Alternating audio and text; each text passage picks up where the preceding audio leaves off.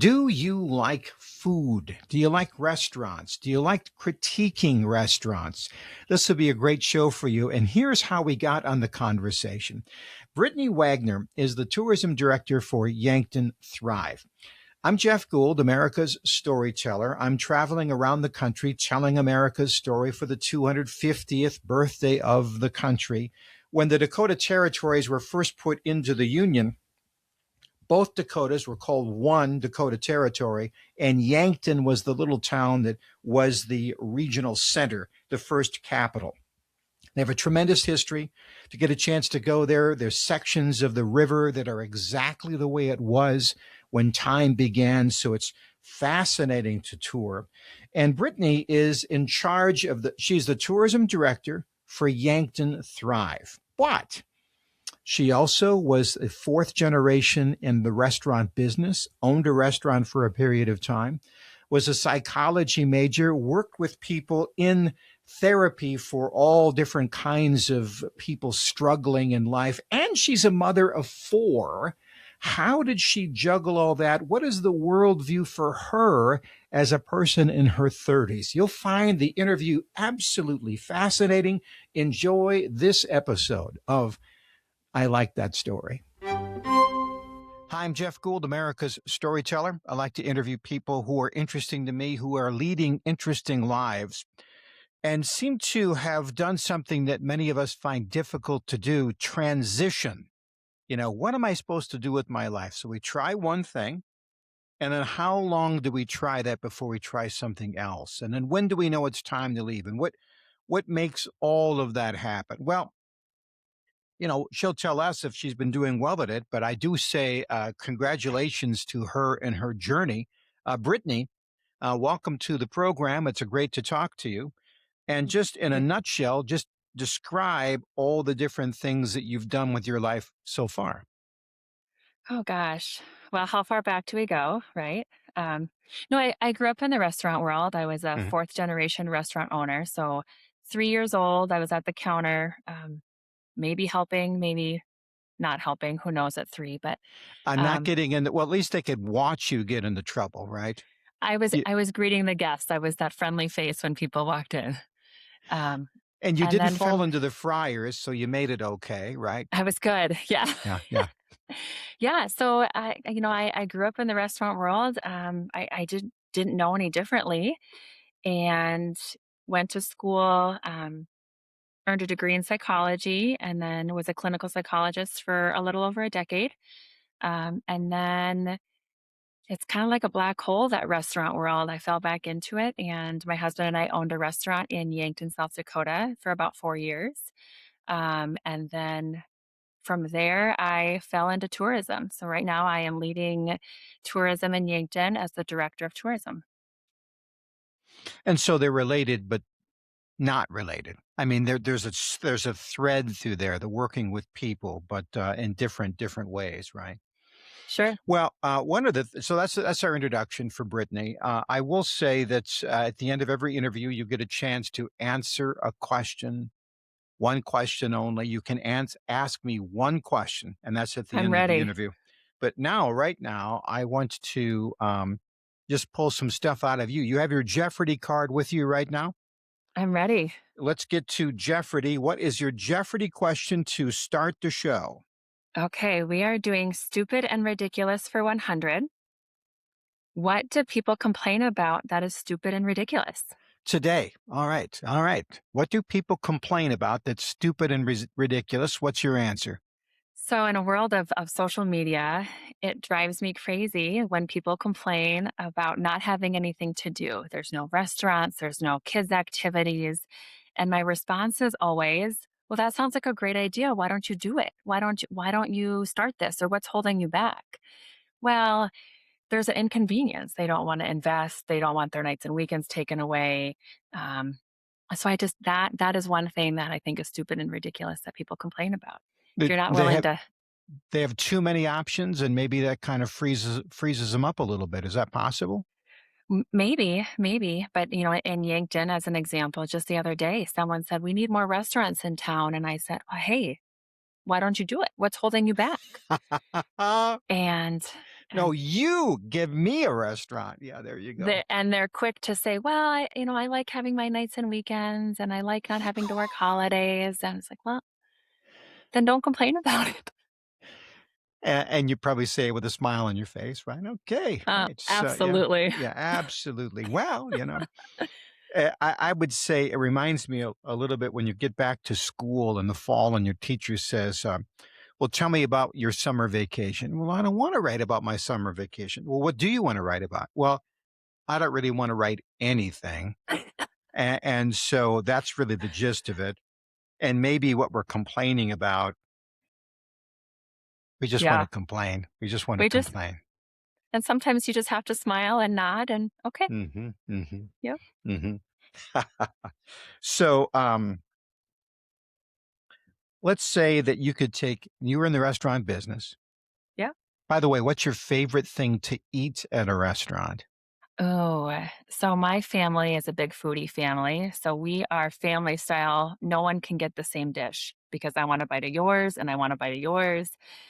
But my And favorite is food, this a family thing only, or anybody who eats with you knows that they have to share? depends on how long you've known me. Mhm. I will be polite on our first food encounter, but my poor husband, he knows better. Yeah, I just got off the phone with the person who said, "Oh," and I'm in charge of a deal that feeds homeless people, Okay. which is fine, and we have to go through this test to serve food properly, which I get, I understand. I don't say that people weren't wearing latex gloves for 2,000 years before we started this. I'm not going to say that because that makes me sound like a crabby person who thinks that germs are fake. I'm not that person. But I am saying that, after I do all of that effort to get the food to you in a sanitized way, you're going to do what you're going to do, which may be eat the food off the guy's plate next to you. Yeah.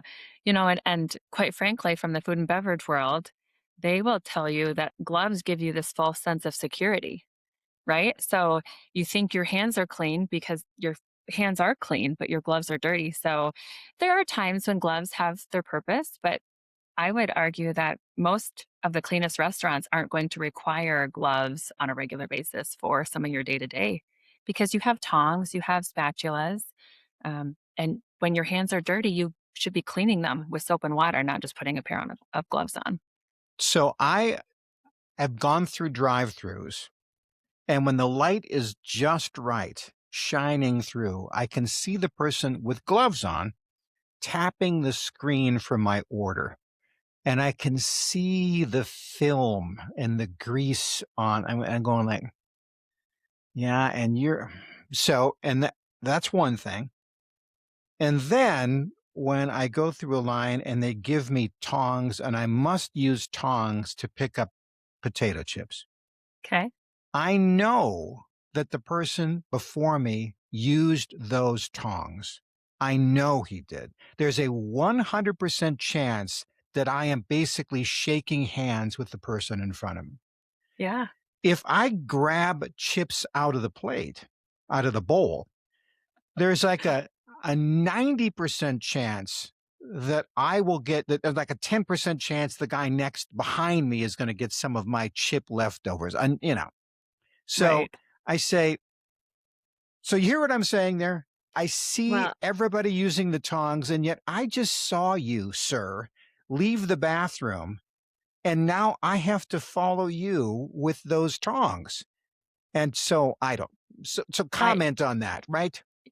and COVID would be another great example. Shortly after COVID, and there was maybe an event. I remember going to an event, and they were so particular about making sure that you use the tongs so that you didn't spread COVID. And I just was like, but all of our hands are touching. I mean, why does that change anyway? So, yeah, same concept. Um, and some people just don't even think twice about it because they think gloves mean clean or tongs mean clean, but they don't think about maybe the extra steps in between. I was at a morning fundraiser talking to this guy who's working the line, buffet style. And I'm the speaker, so I'm the first in line. And then he tells me this story. His first day in food service. I won't name the town. It wasn't local. Okay. It was a big fundraiser. And this guy, the very first guy through the line, and there's a long line, takes the food and goes, tastes it, Mm. and then puts the serving thing back in. And the guy, he didn't have another serving thing. So he's like, what now what am I supposed to do? Well, Anyway, okay, I think it I got you beat, I think. I was at a outdoor patio and a bug flew in my water. No big deal, right? I mean, I'm totally fine with that. And the owner of this establishment said, "Oh, I'm so sorry. There's a fly," and stuck his fingers in my water to fish it out and then gave it to me. I was like, "Oh, okay. Thank you." Yeah, it turns out we're all as clean as the least clean of us. absolutely. The weakest Yeah. link. There's a lot of weak links going on. I think I'm gonna eat home tonight. Brittany, thanks very much. Thanks for all of No, no, no, no, no. You should still go and that. support your small businesses. So what's I never got back to the question. What are you gonna order at the restaurant? What's your favorite thing to Mm, order? And you do like to I sample around the table. What do you like? uh-huh. I'm a sucker for Vietnamese or Thai. That is my favorite. I love lemongrass. I love fish, love sushi. So anything in that palette, 10 out of 10. Okay. And what's the hardest thing to prepare well? Ooh, I think the most challenging thing that we had to prepare was things that require multiple careful steps. So maybe it's a sauce that needs constant stirring so it doesn't burn. We had our charcuterie plate at the restaurant that we owned, and it was beautiful. It was well loved. You could do a little bit of prep ahead of time, but lots of little steps, right, to get the meats on there and the fruits and the sauces. Um, so not challenging, but in the middle of a dinner rush, the whole kitchen staff would just grimace like, "Oh, we got a charcuterie," because it just takes extra time. So you go to a restaurant, you're looking around and go, I've never been here before.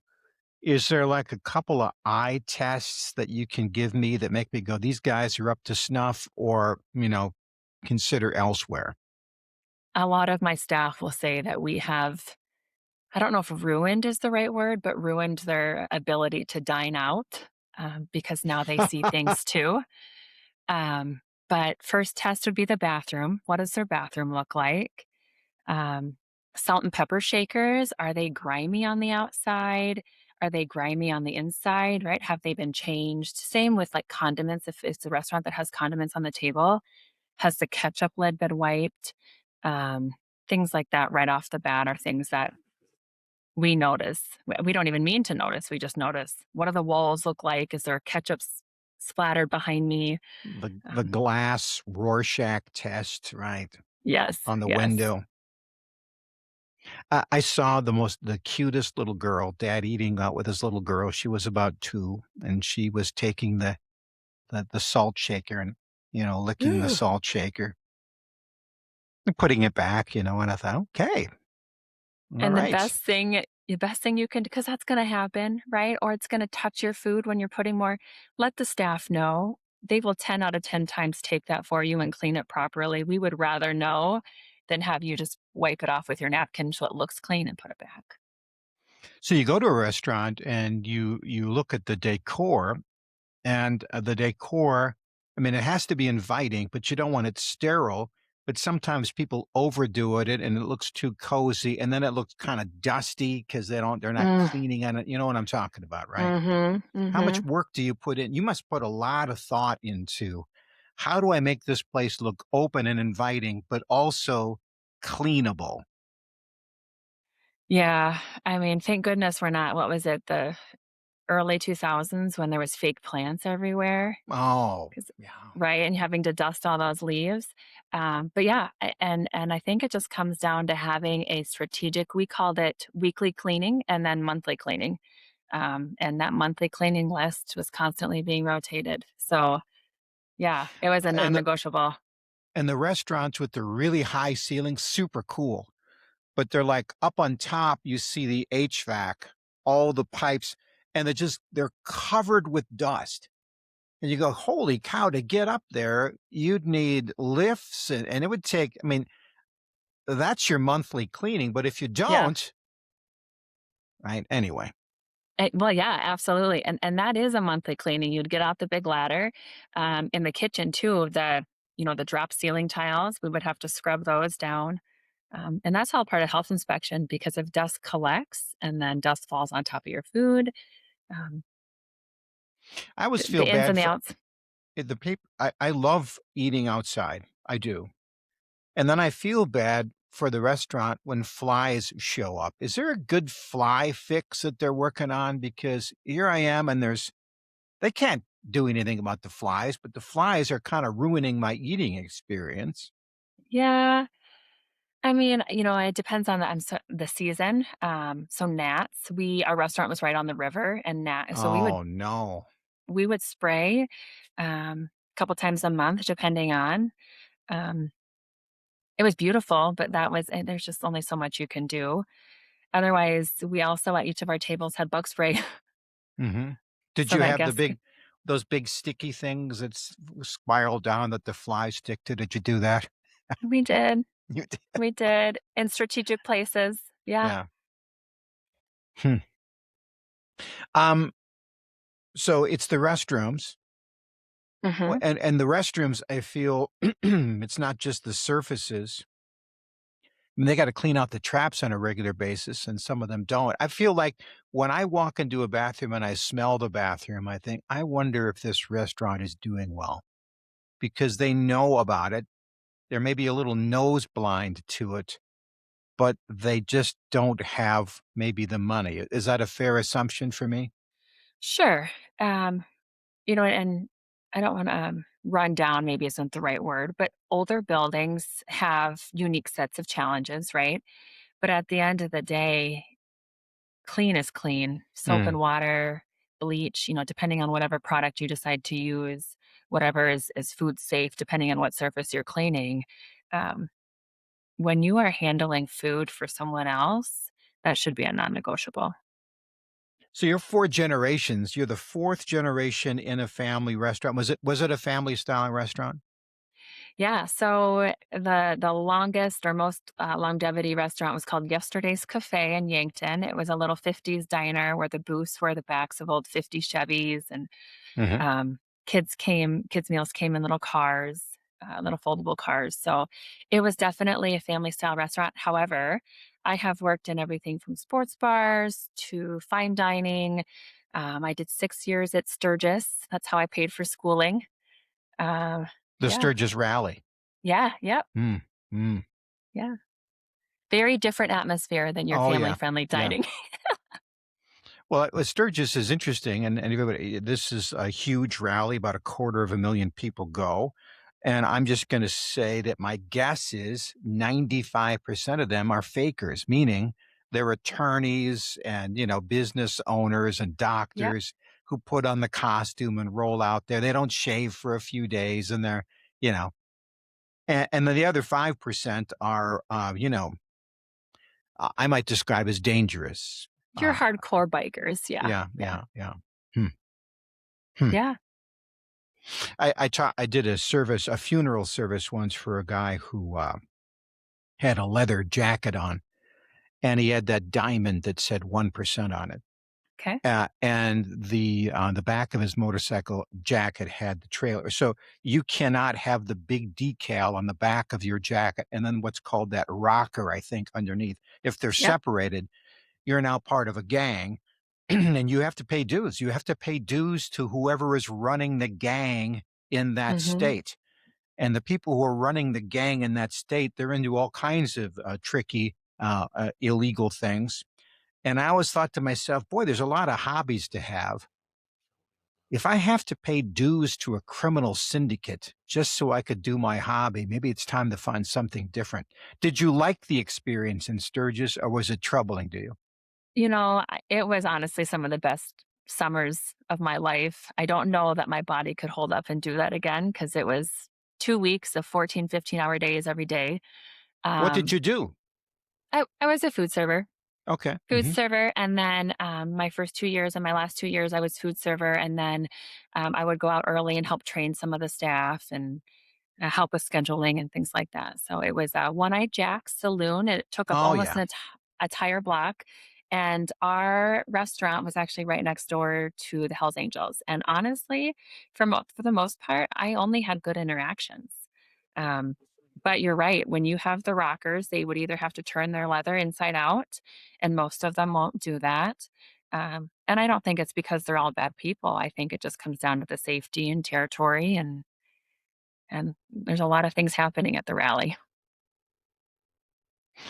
What made you decide what kinda was your cuisine at the restaurant you opened up? So we took over an existing facility. It was more upscale fine dining. And we definitely wanted it to feel like a space that you could go out for a nice dinner or corporate or a date night. But we also have 4 young children. So we also wanted the community to feel like they could bring their family or just getting off the boat. You know, we're a big outdoor water community here in Yankton. So you could still feel like you could come from everything from burgers to sandwiches, salads, steaks, pastas, a little bit of everything. This feels like it's the goes back to our first question, stupid and ridiculous, that maybe somebody said, "We need more restaurants in this town," and maybe you even thought that and thought, "Well, we could do this. We could do this." So you sort Sure. of did this as a community service and maybe as a challenge. How did you answer the call? Did you feel you did a good job with that? We had it for about 4 years, and there constantly was things that we needed to improve on. There's no doubt. But I think we had a successful 4 years. We had bookings that we needed to cancel because our lease expired and we weren't able to renegotiate with the landlords. Um, so, Oh, yeah. And we opened about 7 months before COVID hit. And COVID was not good to anybody. I don't mean that, but we had a large outdoor patio space, and I mean, people felt safe eating outside, and we couldn't keep up. We were rocking. We never had to lay off any staff.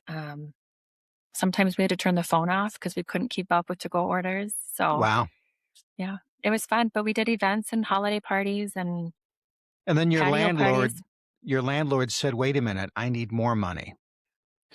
Um, business is business, Sure. and they still Well run said. several businesses in town, and honestly, it maybe was, a blessing in disguise because we had 2 kiddos when we opened the restaurant and then welcomed 2 more during the restaurant, and I mean, people aren't wrong when they say if you wanna run a successful business that you're gonna be there nights and weekends and holidays, and it was a blessing, there's no doubt, but I'm grateful for a little bit more flexibility now. Well, the season of life you're in now, speaking of nights and weekends, being a Yeah. parent, right? And you Mhm. said 4 Yep, kids? yep. What's the hardest thing about being a parent, do you think? Oh, the constant questioning if you're doing it right, right? I mean, there's parenting 101, but no 2 kids are the same, and is each kiddo getting what they need? Um, One because of they're all the so I different. As a dad, I always asked myself this question: how much of parenting is the way they come out, genetic, nature, and how much of it is what I do as a parent, nurture? Sure. Where are you on that? Just talk about that for a little bit. Oh, my psych brain wants to say that it's Oh, this is 50-50. perfect. I'm asking the right Yeah. person. All right. Yeah. Because I do think a lot of it is biology and part of their personality, um, but I would be remiss to say that statistics don't show that types of parenting help form personalities, coping mechanisms, how people respond to emotional stressors. Um, and I know that as an oldest child that I was, um, You're the oldest well, daughter.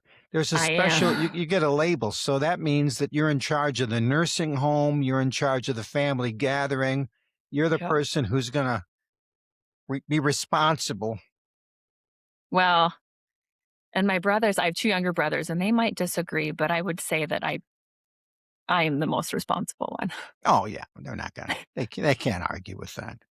And they're happy. Go ahead, you do it. I mean, you're in charge, but that means that you're in charge. That means you get to do it, and that means that you have to do it. So, And did you beat around the bush, or did you answer the question? How much is nature and how much is nurture? oh, I beat around the bush. That's all psychology is, right? Is beating around the bush and Mhm. helping Mm. someone else come up to their own answer. Yeah, Yeah. no, I think about our 4 kiddos. We have 4 boys and our youngest is a girl, and we think we're So raising them you have relatively the same. 5? You have I'm 5 or sorry, 4? 3 boys, sorry, 3 Okay. boys and my youngest is a girl, so, Okay. Okay. um, but she is a tomboy, so maybe she is one of the boys. But yeah, they are so different. They like different things.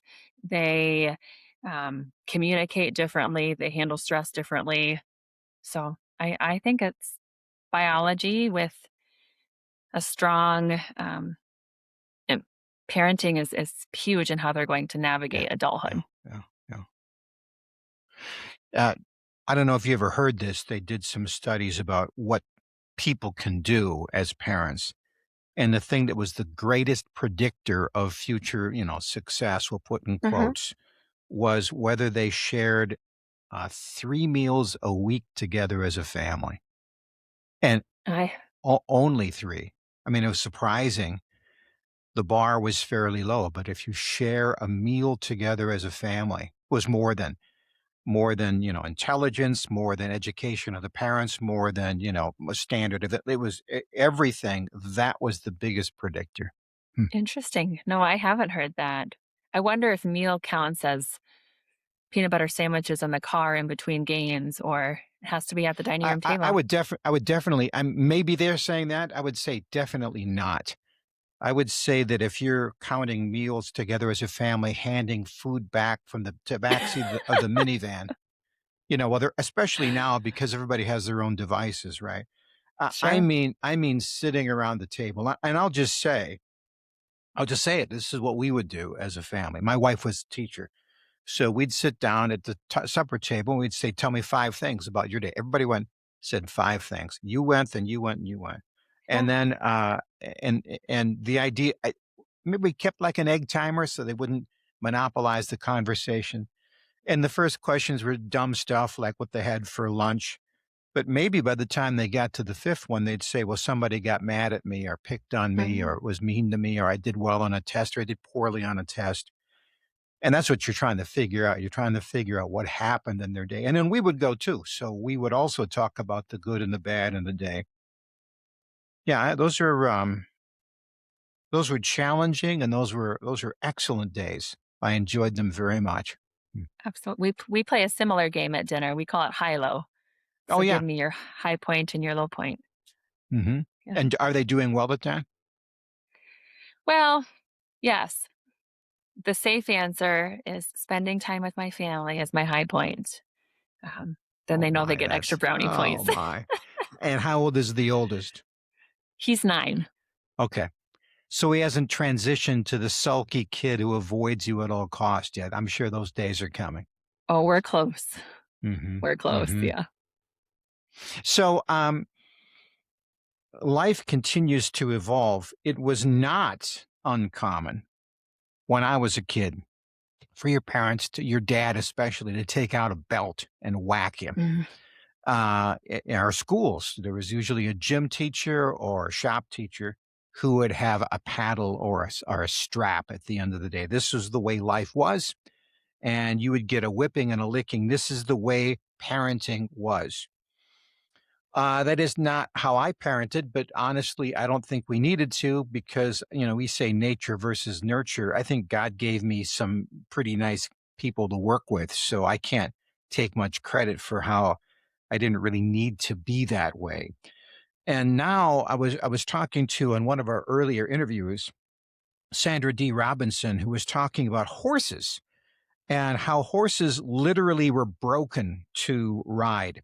And they pretty much took all the personality out of them. They became beasts of burdens. And she said, well, it's just too bad because horses have the ability to communicate. And she does work with that to reach people through horses.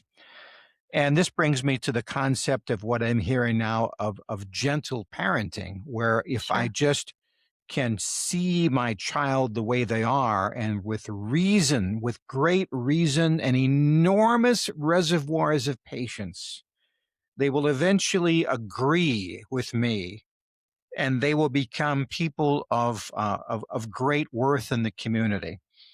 And I'm not saying that's not true. I am saying, man, that looks like an awful lot of work. Talk to me Yeah. about that. Where are you? And now this is perfect because you're a mom and you've also had, work in the psychology world.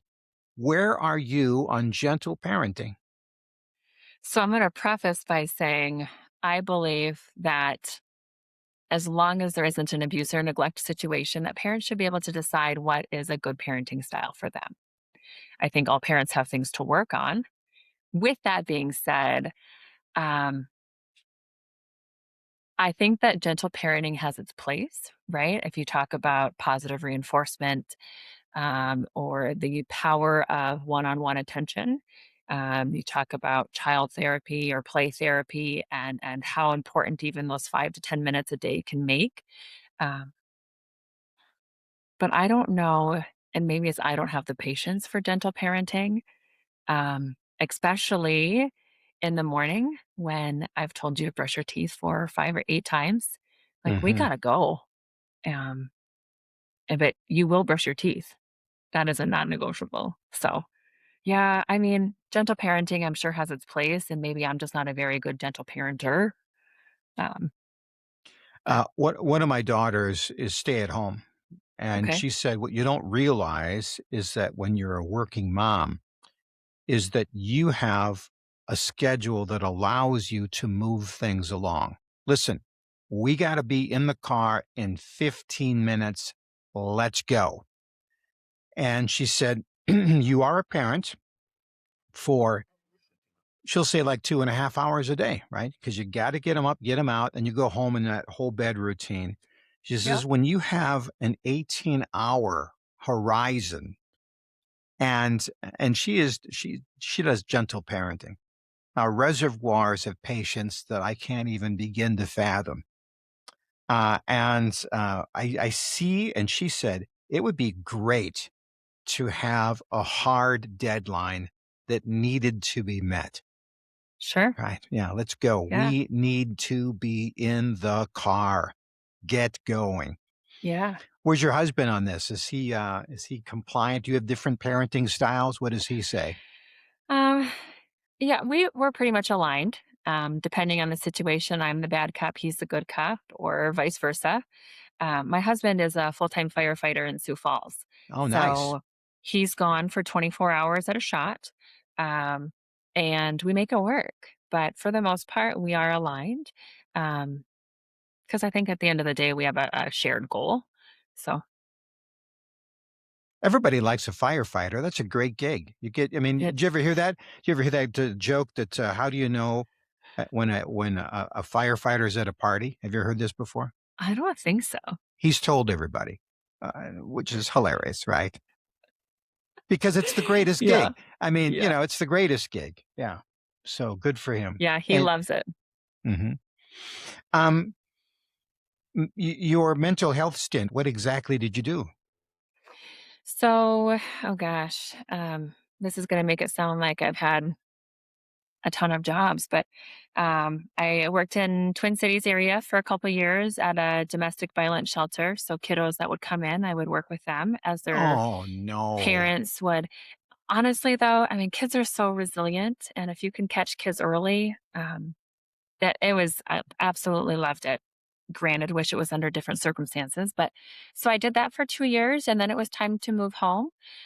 So then I moved back to Yankton and worked at South Dakota Human Services Center, or HSC, which is the state inpatient hospital, and again, working with youth, and then did outpatient for about 6 years, with Lewis and Clark Behavioral Health here in Yankton, and that allowed me to travel to different communities. So sometimes I was in Elk Point, sometimes I was in Lake Andes, Marty, but always in Yankton. So I think people will say, and I'll want your opinion on this, that young people are struggling more than maybe in past times.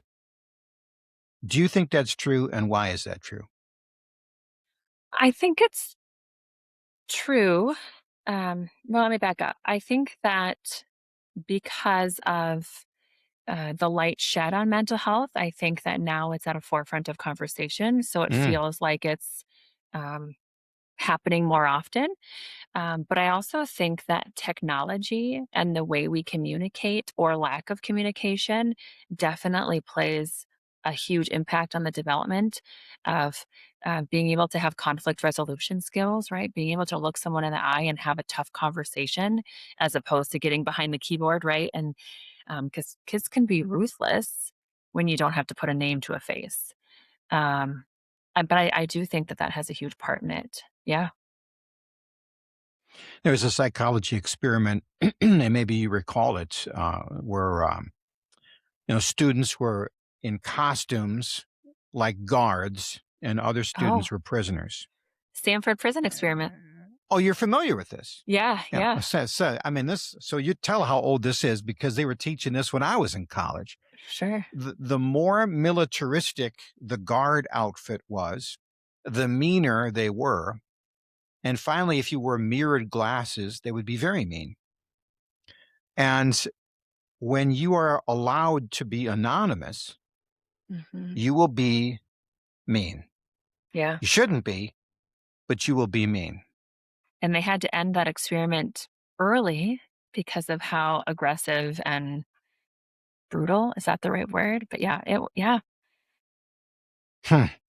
with individuals that a week before were friends or neighbors or coworkers. I mean, it was just so Yeah, what do they call that?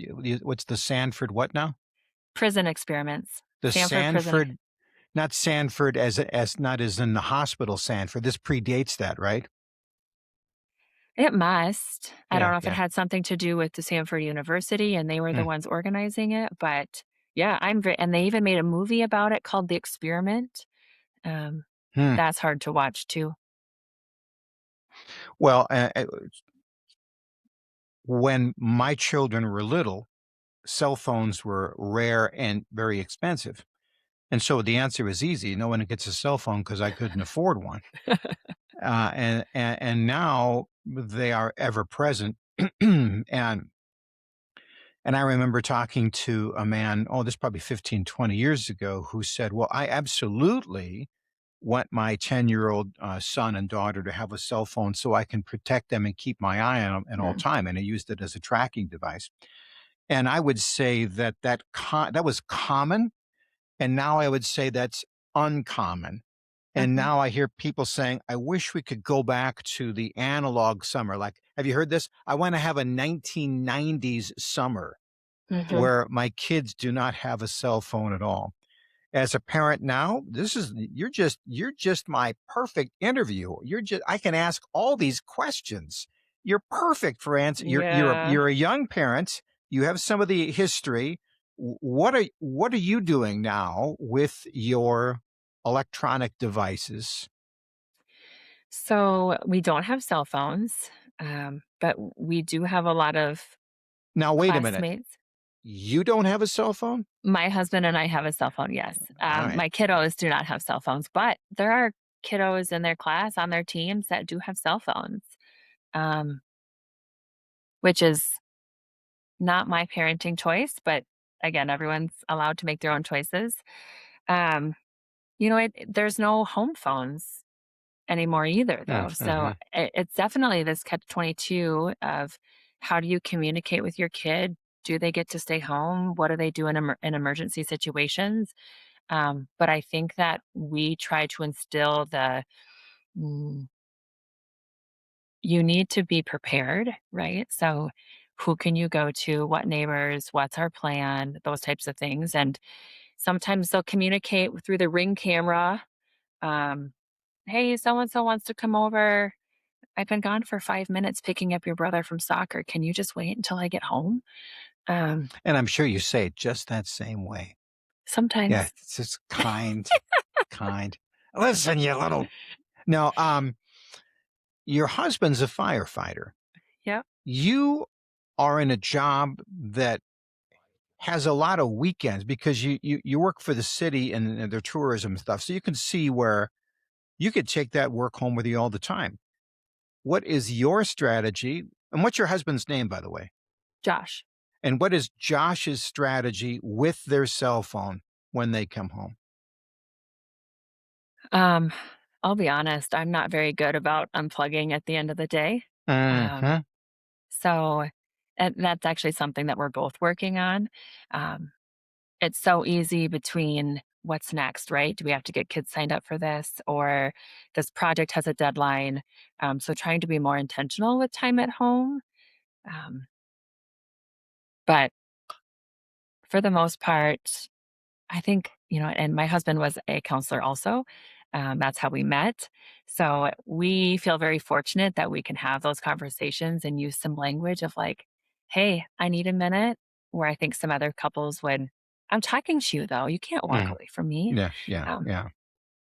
Hmm. Do you put your cell phones in jail when you get home? Is there like what after this time? No, you keep it with you, don't you? I actually You just had this conversation with uh, superintendent of Yankton schools, and it's this fear of missing something, right? that you That yourself have. Yeah. Yeah, Fear of and missing out. yeah, and it's the good, the bad, and the ugly, right? So, I have a hard time putting my phone even on do not disturb overnight because what if, and this has never happened, but what if someone needs me at 2 o'clock in the morning and I'm not available? Or I would be available, but I don't know because Hmm. so no, I don't do, but I envy people who have the discipline to do cell phone jail. I went to a concert, comedy show about a week ago, and one of the guys we went with does not have a cell phone. Mm, He's approximately my age, maybe a little younger. And what was most interesting to me, Brittany, was that it wasn't until that conversation that I realized that now that is very uncommon to the point of almost being weird mhm, because cell phones were an expense. And I want to say 15, maybe 18 years ago, it was quite common to know somebody who didn't have a cell phone, and it was okay. And in 18 years, everybody has one, everybody uses it, everybody is a fear of missing outing on it, probably watching this very interview on it. And they're getting their life story from it.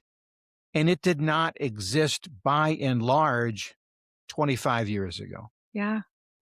I mean, think about even just something as simple as, "Oh, I don't know where that is, but I'll just Google it." Right? This like, Hmm. you don't Hmm. have to think. Um, and I will rebuttal that with saying all of that is so true, right? Like, I'm so grateful I don't have to print off MapQuest and hope that Yeah. there's been no road construction from the time I've printed to now. Um, Uh, but the exponential, knowledge that you can access or the ability to communicate in a positive way that we didn't have before, um, for me at least, far outweighs the negatives.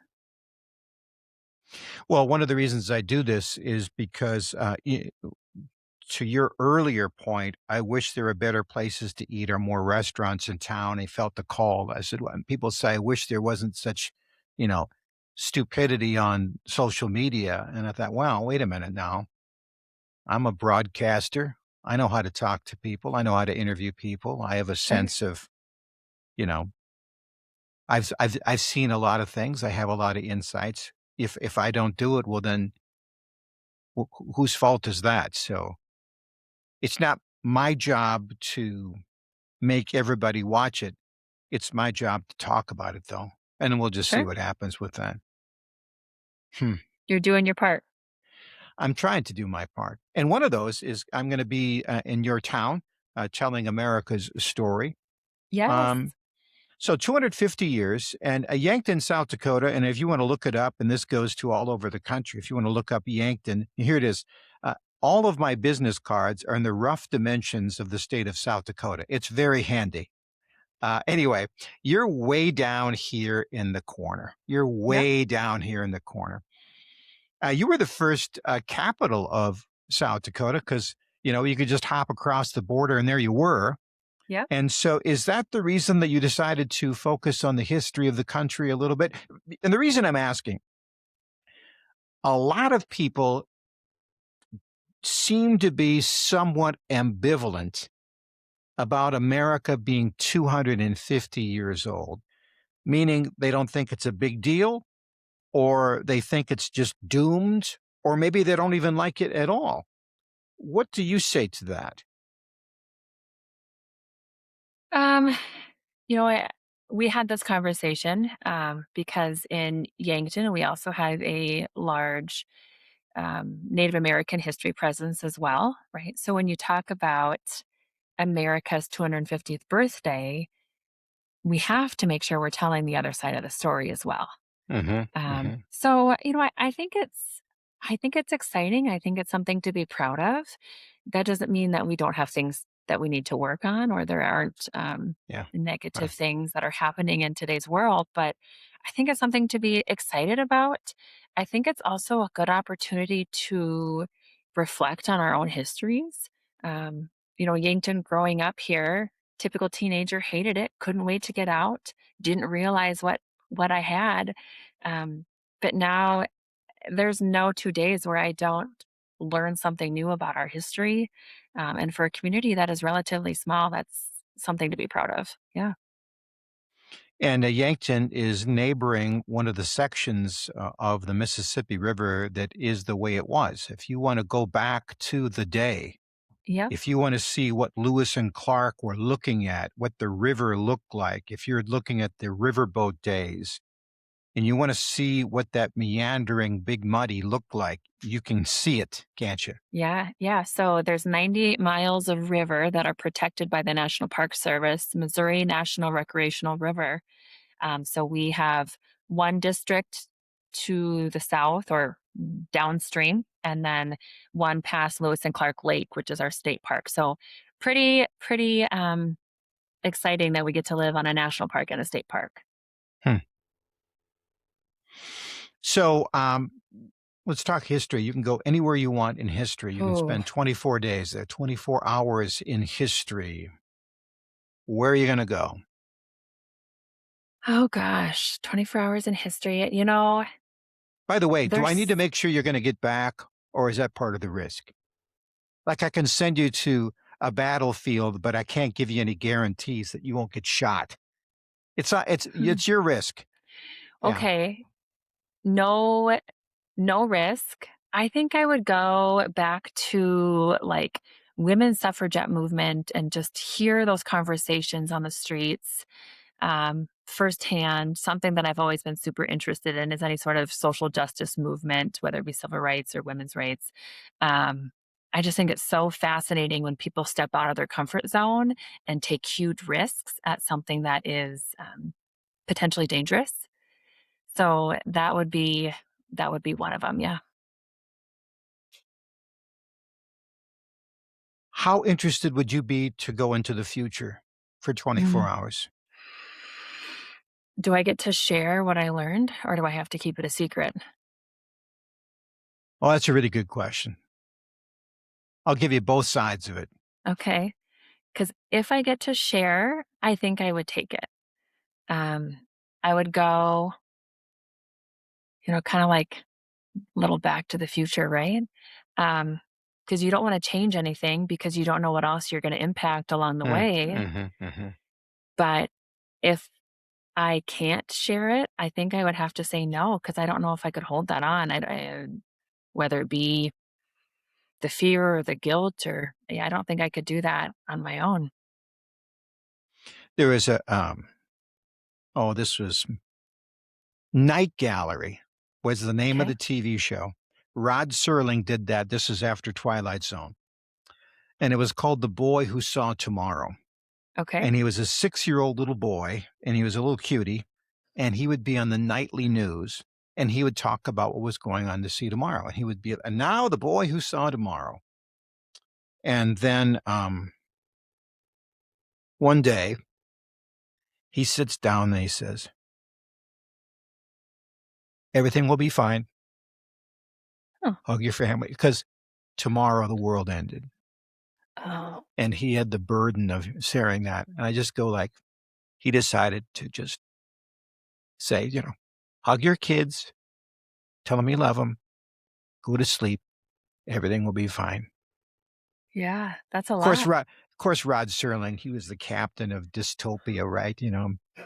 One of the things that they would say when they invented the nuclear weapons, the bomb, it was known there was going to be another nuclear war. There was absolutely certain that by the time we got to the year 2000, there was going to be another nuclear war. It wasn't if, it was when, and how bad was it going to be. So the biggest story in the last half of last century was not what happened, but what didn't happen.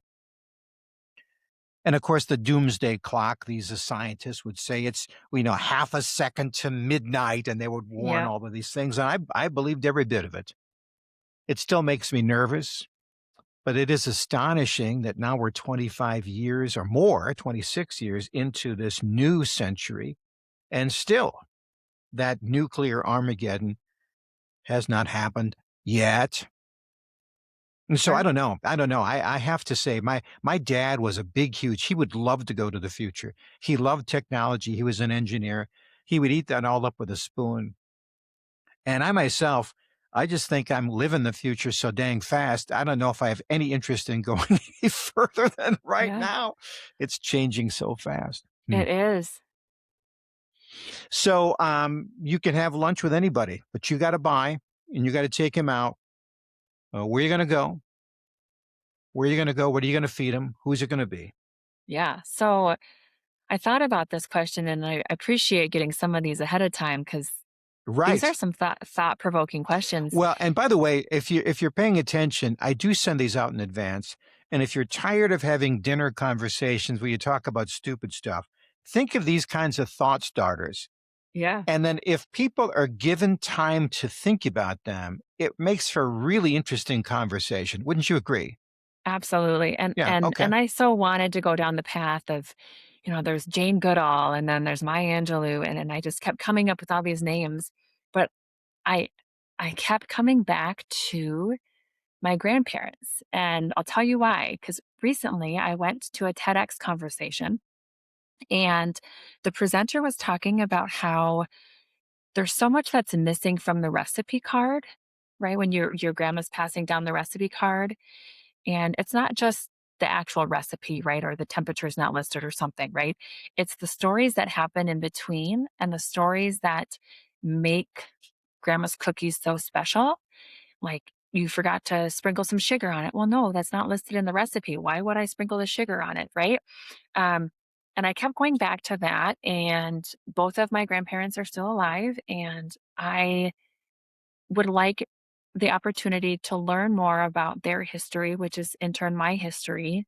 Um, Kind of cliche, maybe, but restaurant world, they owned a dance hall in Lake Andee, South Dakota for a number of years. Now, and they're Grandpa was still a alive, right? They're still Yeah, alive. yep, Well, yep. come on now. You got to get out there. You got to I talk to know, them. I know. And what we're having and where we're having Vol tacos, Italian sub with spicy peppers, and is it a Barks root beer on the beach in Ocean City, New Jersey. That's kind of our family vacation spot growing up. So Oh, my. nothing fancy, nothing, just sandy subs and seagulls. And you're outside on the beach? Yep. And you're sitting on the deck, you're wearing swimsuits, you're watching the sun overhead. Yeah, Yep, they'll probably be sitting in some lounging chairs and I will be flipped around in the sand facing them and yeah, I can smell the sea. isn't it? It's the best. Mhm, mhm. I do a project, and I called it the Grandparents Project. So I'll throw this out there to you.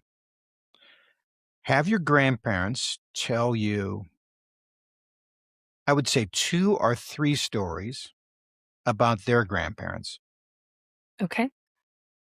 If they have, if find a pi see if there's a picture, and just have them say 2 or 3 pictures about their grandparents. Yeah. And the reason you're gonna do that is because, we love our grandparents, we do, And yet, when we die, so do our grandparents. And the only way that your grandchildren are going to know who these people were is if you take the time while you're sitting on the sea to have them tell stories. And now maybe these are hard stories. Maybe there was some, substance abuse or, hard times, Sure. but still those stories will help your your grandchildren, won't they? They will, Understand where they came from. which is why storytelling is such an important and Mhm. Mhm. would you say that storytelling is a dying art?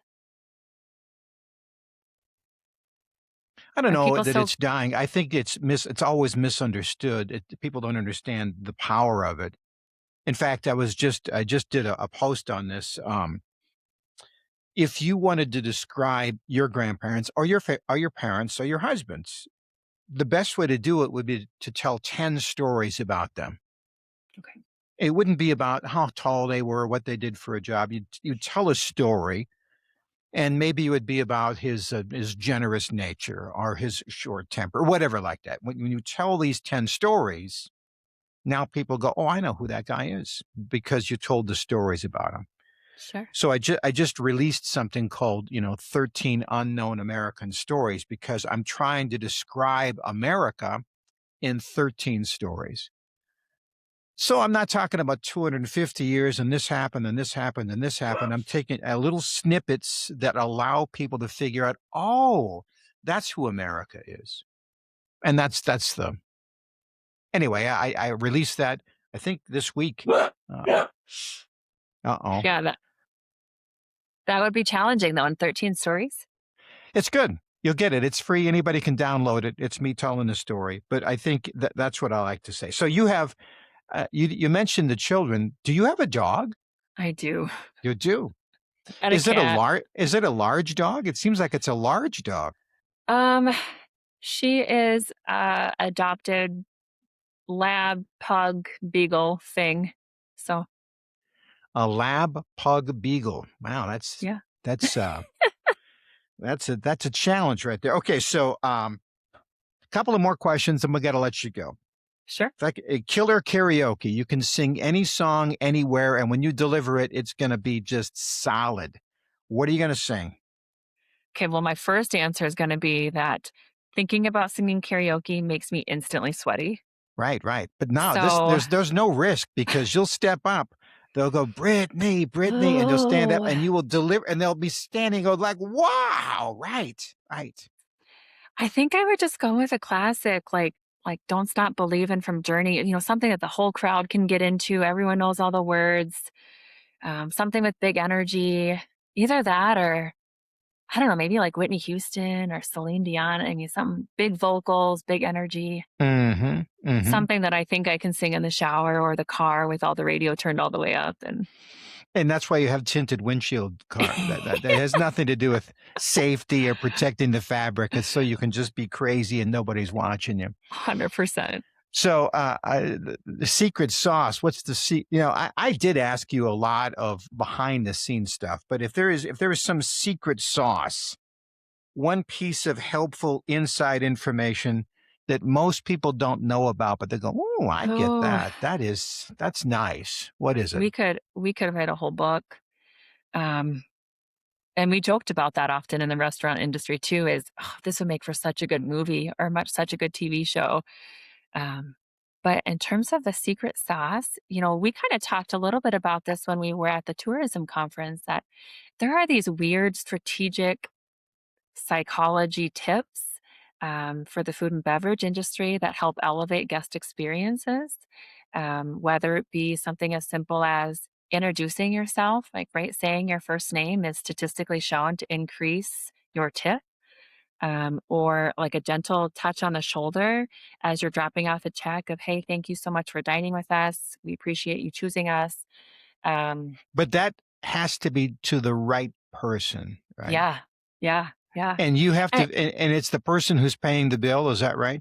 typically, So is you're vibing around the room, you go, okay, I'm pretty sure it's him. But if I eh, make it him right away, then she's gonna go, what do you think this is about, Missy? Right?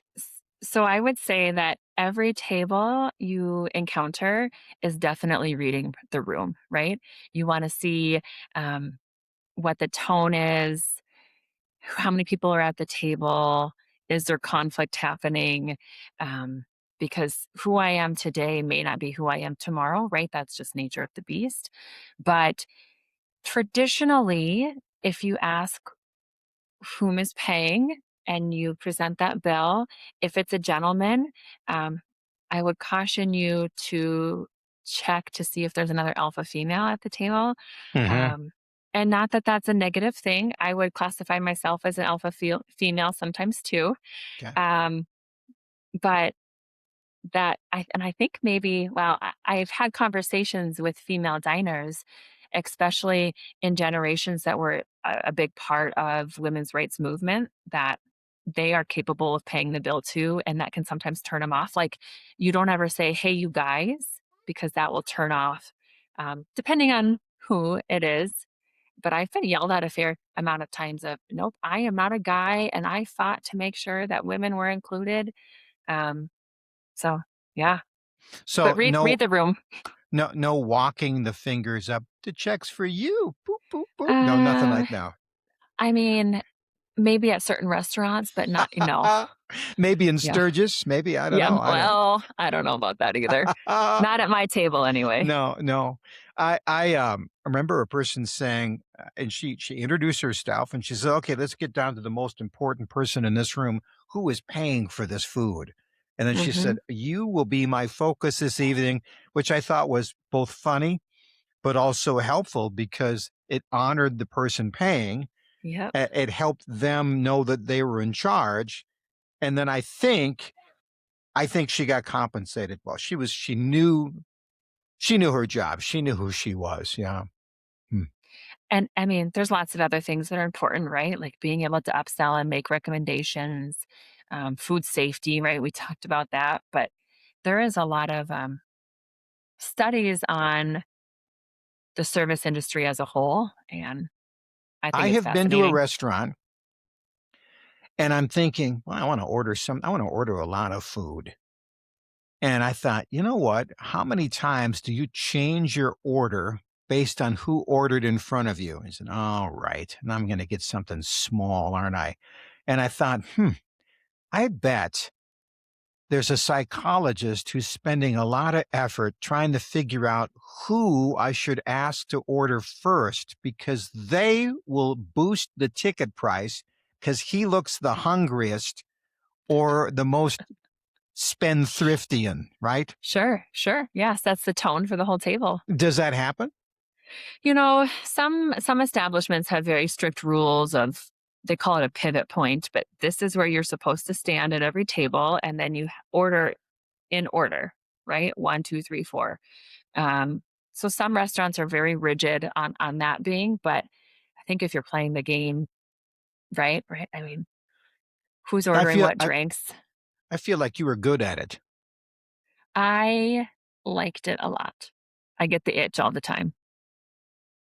And when you are served poorly, do you go, "Oh, give her more of a tip because the kid must not be making it," and or do you say, oh, no, baby, you're not getting anything because you're besmirching our craft."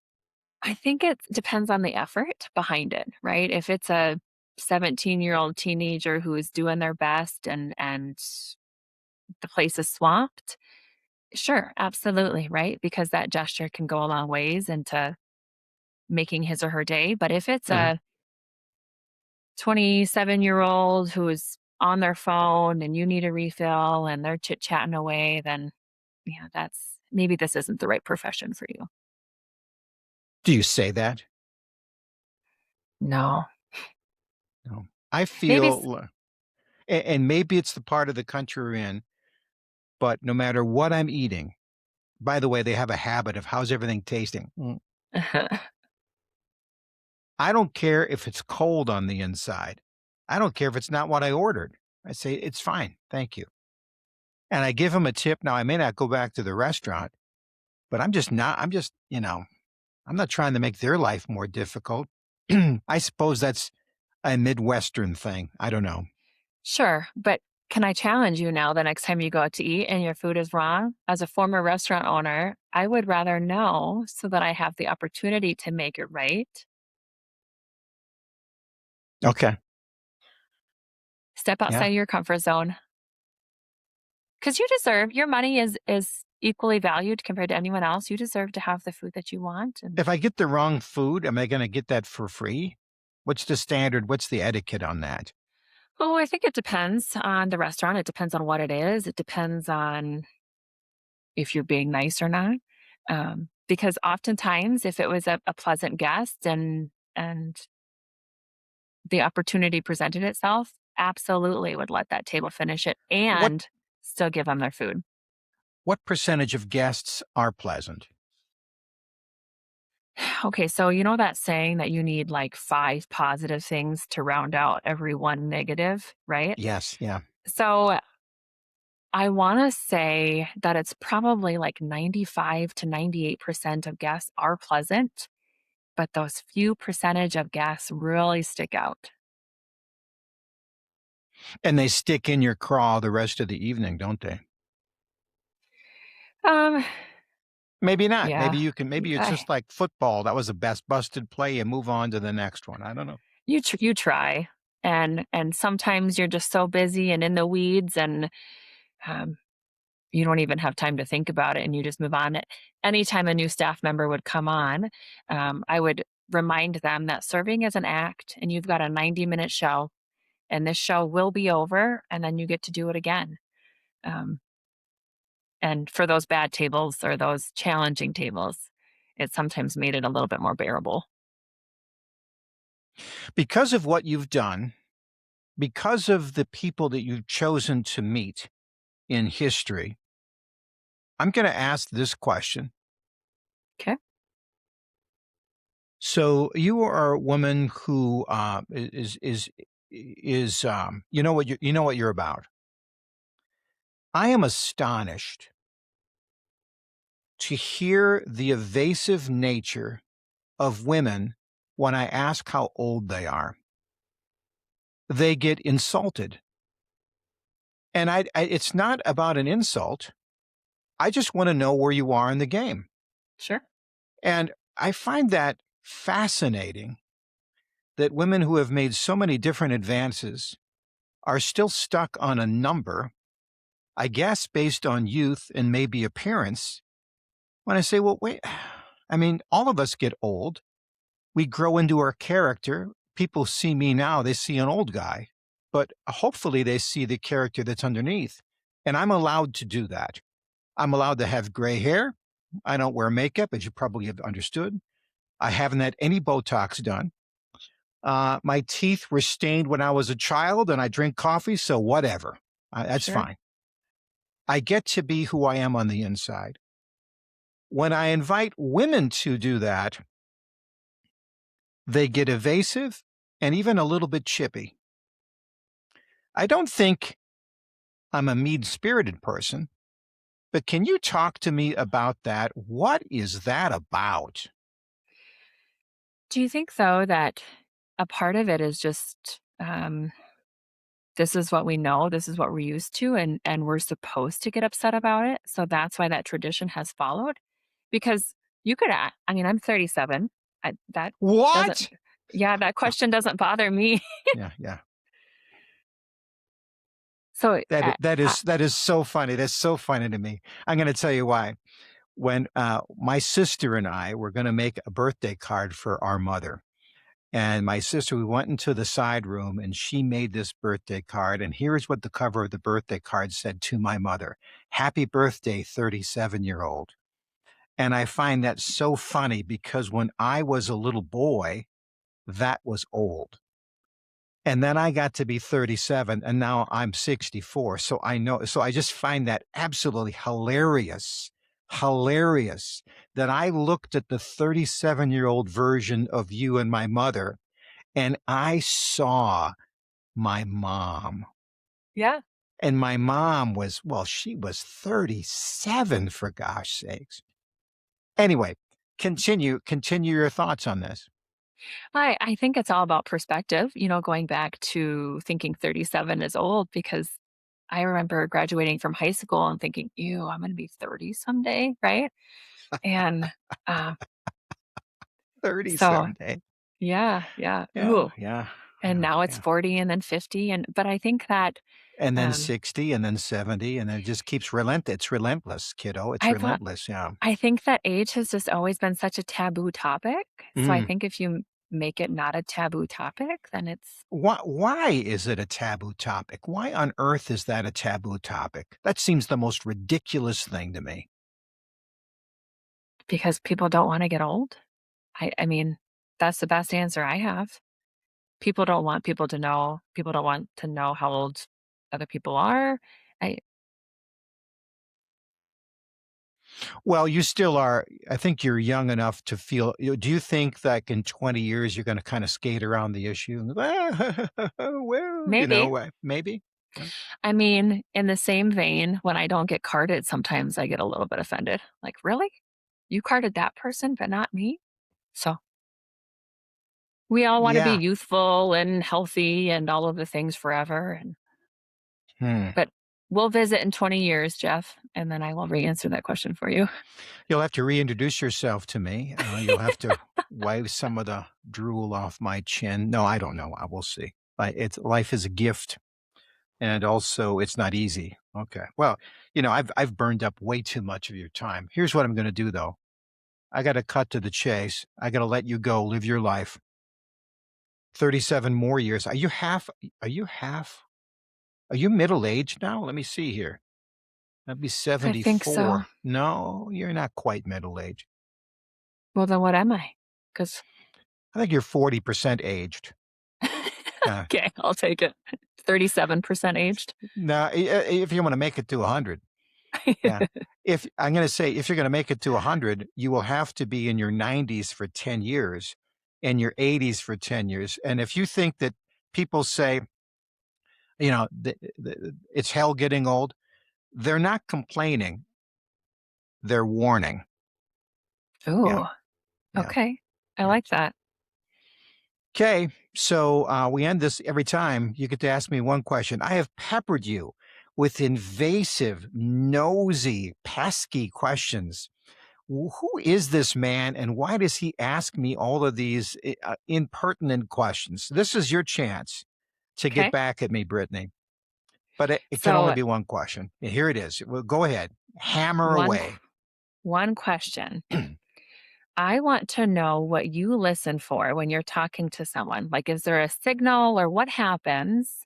And you're like, oh, this is a story.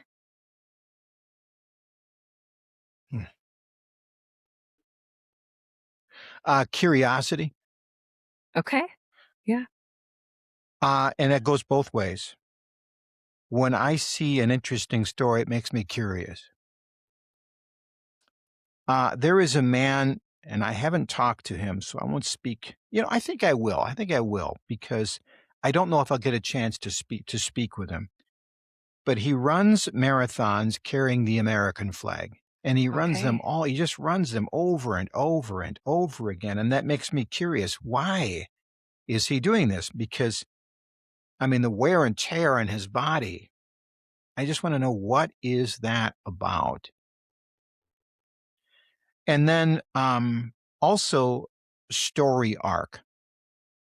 I like to read. I didn't get a chance to talk to you about your favorite books, but any good book, it's not really about the plot. It's about the character. And to me, it's about the character movement.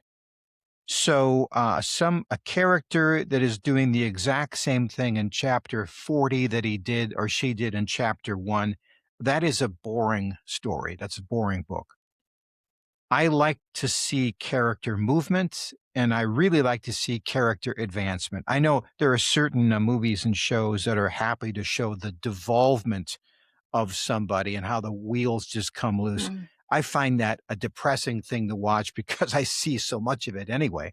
I want to see somebody find it, whatever that is, seek it, and then have that joyous journey to get there. And invariably, that's keyed to that remarkable word that all children have, but most people lose, and that's curiosity, right? A curious person says, why not? Why? What if? And a dear friend of mine, I'll interview him in a few weeks. He's 92. And he said, Jeff, I get together with all my friends and I ask a question every week. And my question this week was, what do you think about AI? And you know what those people said? They had no opinion on it. They had, I don't know, is it too harsh to say they kind of checked out? And he at 92 was flabbergasted. Why don't they want to talk about this? That's a guy you want to know. If you meet somebody like that, they are precious. And if you can somehow get them into your friend circle, that'd be awesome. Did Yeah, that answer good your answer. question? Did I Very answer much it? so. Okay, Yeah. yeah, yeah. You know, it's interesting. Every time I get done doing one of these things, I think we could be friends, right? I would love that. I mean, isn't it interesting? I mean, like, it's not like we have to sign a contract or something like that. I think that I think in the course of this conversation, we've become friends, and it's that we've dived a little deeper. It's not just the surface stuff; it's the opinions. And I really do honor you for giving me the time, Brittany. Yeah, Oh, yeah, it's my pleasure. Thank you for yeah, the yeah. opportunity. Okay. Well, that's all the time we have. Thank you, Brittany, and thanks for watching. God bless.